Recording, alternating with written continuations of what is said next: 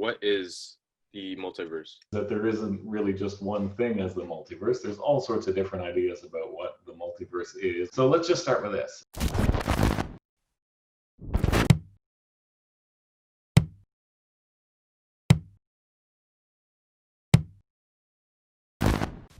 We've all seen those cool sci-fi movies that use interdimensional time travel, dodging bullets in slow motion like The Matrix or moving through reality like in Inception. What if all those things were real?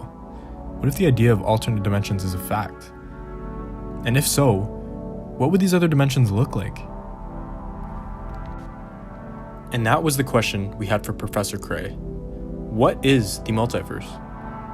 If universe means everything, then there can really only be one universe, right? If universe means everything that there is, then multiverses are impossible.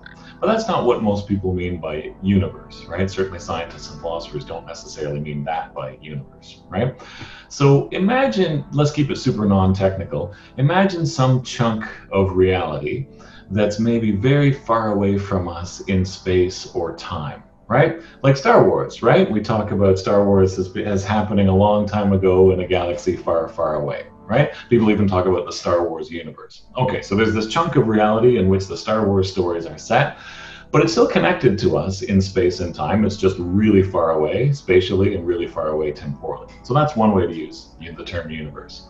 Another way is to say that there might be universes, bits of reality, that aren't connected to us in either space or time. So they're not really far away, and they're not really far away in time either.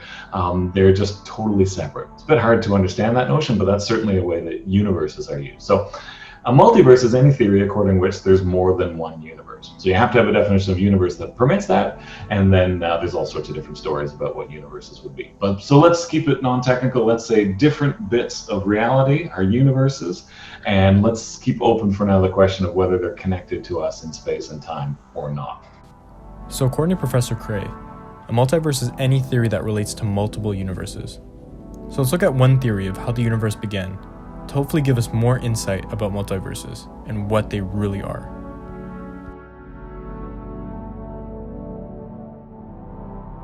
So I'm not really an expert on what all the scientific models are here, but I'll give you one, for example, right? So you've all heard of the Big Bang, right?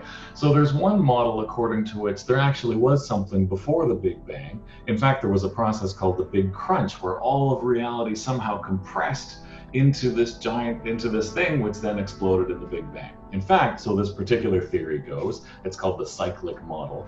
There was an infinite series of Big Bangs and Big Crunches, and each one of those periods is called a universe. So there was a universe, it started with a Big Bang, it eventually lived through its whole history, and then it collapsed into a Big Crunch.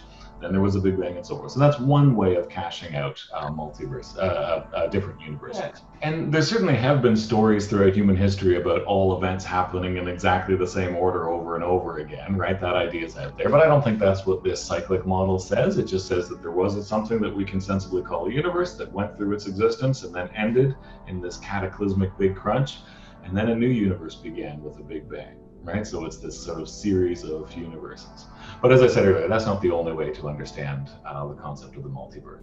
So this theory of multiple universes gives us an idea that multiple universes have and will exist.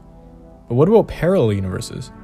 Are there universes other than our reality that are existing right now? In an important sense, these aren't parallel universes. These are ones that are connected in something like time, right?